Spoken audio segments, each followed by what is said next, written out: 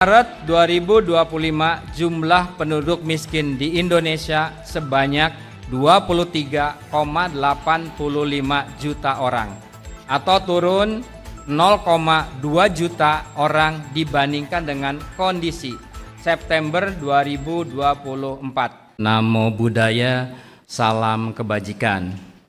Yang saya hormati rekan-rekan Kepala BPS Provinsi di seluruh Indonesia, juga bersama tim yang hadir di seluruh Indonesia. Yang juga saya hormati dan saya cintai, ini rekan-rekan media, baik yang hadir secara daring dan luring, tentunya juga Bapak Ibu yang saya hormati.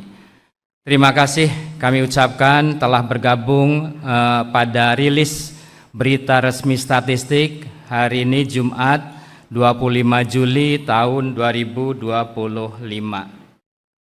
Bapak Ibu dan teman-teman semuanya, hari ini BPS akan merilis data khusus ya, satu saja nih, profil kemiskinan dan tingkat ketimpangan pengeluaran atau kami sebut dengan Gini rasio penduduk di Indonesia pada Maret 2025. Bapak Ibu semuanya, sebelum saya mengumumkan profil kemiskinan di Indonesia kondisi Maret 2025, sebagai pengantar saya akan menyampaikan catatan sumber data dalam penghitungan kemiskinan Maret di 2025. Profil kemiskinan Maret dihitung berdasarkan Survei Sosial Ekonomi Nasional atau Susenas Maret 2025. Bapak Ibu semuanya, Susenas dilakukan setiap tahun 2 kali, yaitu Susenas Maret dan Susenas September. Khusus ya, saya tekankan di sini, khusus untuk Susenas Maret 2025 pendataannya dilakukan pada bulan Februari tahun 2025. Hal ini disebabkan pada bulan Maret yang lalu bertepatan dengan bulan puasa atau bulan Ramadan, yang tentunya pada saat bulan Ramadan tersebut akan mempengaruhi pola konsumsi di rumah tangganya. Bapak Ibu semuanya, jumlah sampel Susenas Maret 2025 sebanyak 345.000 rumah tangga yang tersebar di 38 provinsi, 514 kabupaten kota. Nah, Susenas Maret ini digunakan untuk menghasilkan beberapa indikator perencanaan pembangunan. Salah satunya indikator penting dalam sasaran visi nasional RPJP 2025 sampai dengan 2029 yang dihasilkan oleh Susenas, yaitu kemiskinan ekstrim, Gini rasio, dan juga mendukung dalam penghitungan indeks modal manusia atau IMM. Teman-teman media, berikut saya akan menyampaikan catatan kondisi sosial ekonomi Indonesia di tahun 2025. Yang pertama, kita sudah mengetahui bersama bahwa ekonomi Indonesia masih tumbuh 4,87% pada triwulan 1 2025 dibandingkan dengan triwulan 1 2024 atau secara year on year. Kemudian yang kedua, pengeluaran konsumsi rumah tangga yang merupakan salah satu bagian komponen penting dalam penghitungan PDB ya. Ini juga sebagai pendorong utama dalam pertumbuhan ekonomi juga mengalami peningkatan. Triwulan 1 2025 pengeluaran konsumsi rumah tangga naik sebesar 2,21% dibandingkan dengan triwulan 3 pada tahun 2024 yang lalu. Demikian juga jika dibandingkan dengan triwulan 1 pada 2024 atau year on year, pengeluaran konsumsi rumah tangga tumbuh 4,89%. Nah, selain kondisi makro tersebut, nilai tukar petani pada bulan Februari 123,45 atau di atas 100. Yang kondisi tersebut menunjukkan bahwa indeks harga yang diterima oleh petani lebih tinggi jika dibandingkan dengan indeks harga yang dibayar oleh petani. Dari sisi ketenagakerjaan yang juga telah dirilis sebelumnya, tingkat pengangguran terbuka atau TPT pada bulan Februari mengalami 2025 ini mengalami penurunan dibandingkan dengan Agustus 2024. Nah, kalau kita lihat kota dengan desanya, penurunan TPT lebih cepat di wilayah pedesaan dibandingkan dengan wilayah perkotaan. Kemudian juga dari rilis ketenagakerjaan kita mengetahui apa yang dinamakan setengah pengangguran. Teman-teman media, setengah pengangguran adalah penduduk usia 15 tahun yang bekerjanya kurang dari 35 jam seminggunya, dan mereka masih mencari atau menerima pekerjaan tambahan. Ya, di perkotaan nih mengalami peningkatan setengah pengangguran 0,46 juta pada Februari 2025 dibandingkan dengan Agustus 2024. Nah, demikian juga dengan pekerja proporsinya atau share-nya pekerja informal. Share pekerja informal di Februari 2025 sebesar 59,40%, meningkat kalau kita bandingkan dengan kondisi Agustus 2024 yang besarnya 57,95%. Nah, selain kondisi makro dan ketenagakerjaan, juga kami mencatat perkembangan beberapa harga komoditas pada Februari 2025 dibandingkan dengan Maret 2024 relatif bervariasi. Sebagai besar komoditi pangan, teman-teman media, mengalami kenaikan harga seperti ada minyak goreng yang juga naik, cabai rawit, bawang putih. Tetapi sebagian komoditas pangan juga mengalami penurunan harga seperti beras, daging ayam ras yang menurun ya, bawang merah. Dan juga kita ketahui bersama pada bulan Februari di 2025 juga masih berlaku diskon tarif listrik 50%. Yang tentunya ini memberikan sumbangan terhadap angka deflasi. Itu beberapa catatan kondisi sosial ekonomi di Indonesia pada tahun 2025. Teman-teman media dan Bapak Ibu semuanya, sebelum saya merilis angka kemiskinan, terlebih dahulu saya akan menyampaikan nilai garis kemiskinan di Maret 2025. Kita ketahui bersama bahwa yang dinamakan penduduk miskin adalah pada saat dia pengeluarannya berada di bawah garis kemiskinan. Garis kemiskinan Maret 2025 berdasarkan Susenas yang sudah tadi sebutkan sebesar 609.160 per kapita per bulan. Jika kita bandingkan dengan September 2024 mengalami peningkatan 2,34%. Nah, garis kemiskinan kota sebesar Rp629.561 per kapita per bulan. Garis kemiskinan kota tersebut lebih tinggi dibandingkan dengan garis kemiskinan pedesaan yang di desa mencapai 580.349 per kapita per bulannya. Nah, garis kemiskinan kota tersebut naik pada bulan Maret 2025 dibandingkan dengan bulan September 2024-nya GK atau garis kemiskinan kota naik 2,24%. Tadi sudah saya sebutkan bahwa garis kemiskinan di desa sebesar 580.349 per kapita per bulan, naik jika dibandingkan dengan kondisi September 2024 sebesar 2,42%. Dengan demikian, garis kemiskinan pedesaan naik sedikit di atas garis kemiskinan perkotaan secara kenaikannya. Nah, Bapak Ibu semuanya, berdasarkan garis kemiskinan juga kita melihat ya di grafik yang lingkarannya peran komoditi makanan terhadap garis kemiskinan mencapai 74,58%. Lebih besar jika dibandingkan dengan peran komoditi bukan makanan, yaitu peranannya 25,42%.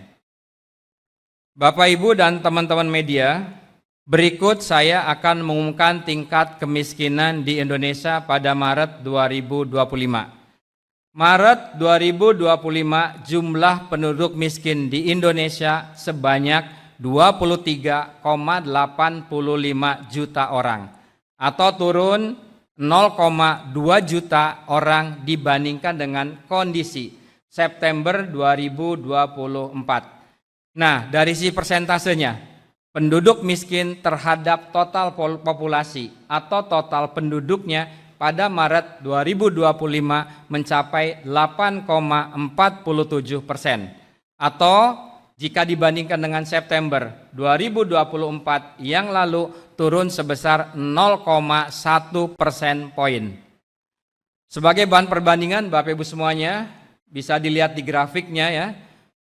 Pada September 2025 dibandingkan dengan Maret 2022, pada September 2022 dibandingkan dengan Maret 2022 kemiskinan mengalami peningkatan 0,03% poin. Nah, kemudian sejak Maret 2023 sampai dengan Maret 2025 kemiskinan berangsur mengalami penurunan. Silakan teman-teman media bisa dilihat di grafik yang ditayangkan di layar. Yang kedua, kami akan memaparkan persentase penduduk miskin antara perkotaan dan pedesaan. Teman-teman media, kalau kita lihat di grafiknya, ada disparitas atau ketimpangan kemiskinan antara perkotaan dan pedesaan. Pada Maret 2025 tingkat kemiskinan perkotaan sebesar 6,73%, sedangkan kemiskinan pedesaan sebesar 11,03%. Jadi desa lebih banyak yang miskinnya jika dibandingkan dengan perkotaan terhadap tadi total penduduk masing-masing wilayahnya. Nah, persentase kemiskinan di pedesaan pada Maret 2025 yang tadi 11,03% mengalami penurunan 0,31% poin jika dibandingkan dengan September tahun 2024.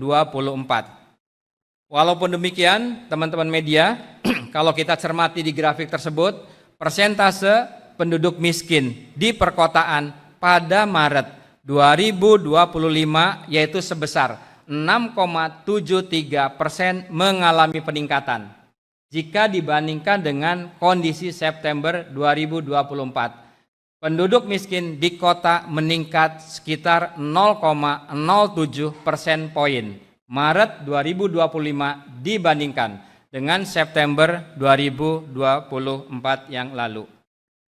Nah, selain tadi kemiskinan baik kota dan desa, juga salah satu indikator yang penting diperhatikan adalah indeks kedalaman dan indeks keparahan. Teman-teman media, yang dimaksud dengan indeks kedalaman atau istilahnya Poverty Gap Index atau kami menyebutnya biasa dengan P1, itu ukuran rata-rata kesenjangan pengeluaran masing-masing penduduk miskin terhadap garis kemiskinannya. Jadi pengeluaran penduduk miskin bagaimana dibandingkan dengan garis kemiskinannya. Karena itu semakin tinggi nilai indeks kedalaman maka semakin jauh rata-rata pengeluaran penduduk dari garis kemiskinannya. Yang pertama. Yang kedua, indeks keparahan kemiskinan atau biasa disebut dengan P2 merupakan sebaran. Kalau tadi jaraknya terhadap garis kemiskinan pengeluaran penduduk miskin, sekarang sebarannya.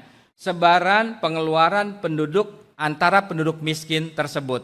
Bagaimana sebarannya? Apakah dia itu semakin melebar ataukah semakin bagus atau mengecil? Nah, secara umum, indeks kedalaman kemiskinan di Maret 2025, silakan bisa dilihat di grafiknya, ini tidak banyak berubah. Ya. Sementara indeks keparahan kemiskinan atau P2 mengalami penurunan dibandingkan dengan September 2024. Nah, yang menariknya, jika kita lihat berdasarkan wilayahnya, indeks kedalaman kemiskinan pada Maret 2025 di perkotaan mengalami peningkatan. Jadi jaraknya terhadap garis kemiskinan, pengeluaran kemiskinan itu semakin mengalami agak jauh meningkat. Nah, sedangkan di pedesaan itu mengalami penurunan. Silakan angkanya teman-teman media bisa dilihat di grafik yang saya tayangkan. Kemudian bagaimana indeks keparahannya? Ternyata pola indeks keparahan sama, ya. Pada kondisi Maret 2025 indeks keparahan di perkotaan juga mengalami peningkatan, ya. Tetapi untuk pedesaannya sama mengalami penurunan. Itu dari sisi indeks kedalaman dan juga indeks keparahan. Nah, pada bagian ini juga kami akan menampilkan kemiskinan menurut pulaunya. Teman-teman media dan Bapak Ibu semuanya, jumlah penduduk miskin masih terkonsentrasi di Pulau Jawa, yaitu sebanyak 12,56 juta penduduk miskin berada di Pulau Jawa, atau kontribusinya sekitar 52,66% terhadap total jumlah penduduk miskin nasional. Bapak Ibu semuanya, sementara itu kalau kita cermati per pulaunya, jumlah penduduk miskin paling sedikit berada di Kalimantan, yaitu 0,89 juta orang atau sekitar 3,75% dari total penduduk miskin nasional. Nah, jika dibandingkan antara September 2024, antara Maret 2025 dengan September 2024, hampir seluruh pulau mengalami penurunan jumlah dan persentase penduduk miskinnya. Penurunan paling besar terjadi di Bali dan Nusa Tenggara, yaitu pada Maret 2025 menurun 0,22 persen poin dibandingkan dengan September 2024. Nah, kecuali di Maluku dan Papua yang persentase dan jumlah kemiskinannya mengalami peningkatan. Nanti secara rinci teman-teman provinsi akan merilis angka di provinsi masing-masing. Nah, teman-teman media, selanjutnya ada hal yang baru dirilis ya pada hari ini, yaitu kemiskinan ekstrim. Ini sejalan teman-teman dengan implementasi Impres nomor 8 tahun 2025 tentang optimalisasi pelaksanaan pengentasan kemiskinan ekstrim dan penghapusan kemiskinan ekstrim. Nah, di dalam Impres 8 tahun 2025 tersebut, BPS ditugaskan untuk menyelenggarakan survei dan juga menghitung capaian pengentasan kemiskinan dan juga kemiskinan ekstrim. Nah, oleh karena itu pada hari ini BPS akan mengumumkan kemiskinan ekstrim secara nasional. Ya, penduduk miskin kita ketahui tadi yang sudah saya sebutkan adalah penduduk yang pengeluaran per kapita sebulannya di bawah garis kemiskinan. Sedangkan penduduk miskin ekstrim adalah penduduk dengan pengeluaran per kapita di bawah US dollar 2,15 P3 PPP tahun 2017 per harinya. Ini sumbernya kami kutip dari World Bank. Bagaimana hasilnya Bapak Ibu dan teman-teman media? Berdasarkan data Susenas, Maret 2025 jumlah penduduk miskin ekstrim di Indonesia sebanyak 2,38 juta orang atau turun sebanyak 0,40 juta orang dibandingkan dengan September tahun 2024. Dan jika dibandingkan dengan setahun yang lalu atau Maret 2024 mengalami penurunan 1,18 juta orang. Dari sisi persentasenya, penduduk miskin ekstrim terhadap total penduduk atau total populasi pada bulan Maret 2025 mencapai 0,85% atau turun sekitar 0,14 persen poin jika dibandingkan dengan September 2024. Atau jika dibandingkan dengan Maret 2024 yang lalu turun 0,41 persen poin. Bapak Ibu semuanya, selain kemiskinan, baik kemiskinan ataupun kemiskinan ekstrim, pada pagi ini juga di nasional dan juga di provinsi akan merilis Gini rasio. Bapak Ibu, tingkat ketimpangan yang kami hitung berdasarkan indeks Gini atau Gini rasio. Nah, nilai Gini rasio ini berada antara 0 sampai dengan 1. Semakin tinggi atau semakin mendekati 1, maka semakin tinggi ketimpangannya. Hasil penghitungan kami pada kondisi Maret 2025, ketimpangan atau Gini rasio Indonesia sebesar 0,375, turun 0,006 poin dari September 2024. Nah, kalau kita bandingkan antara Gini rasio atau ketimpangan pengeluaran antara perkotaan dan pedesaan, maka ketimpangan di perkotaan lebih tinggi dibandingkan dengan ketimpangan di pedesaan. Ketimpangan di perkotaan pada Maret 2025 sebesar 0,395, lebih rendah 0,007 poin dibandingkan dengan September 2024. Sementara itu ketimpangan di pedesaan pada kondisi Maret 2025 sebesar 0,299. Saya katakan ketimpangan kota lebih tinggi dibandingkan tadi ketimpangan desa, yang di desa hanya 0,299 ya.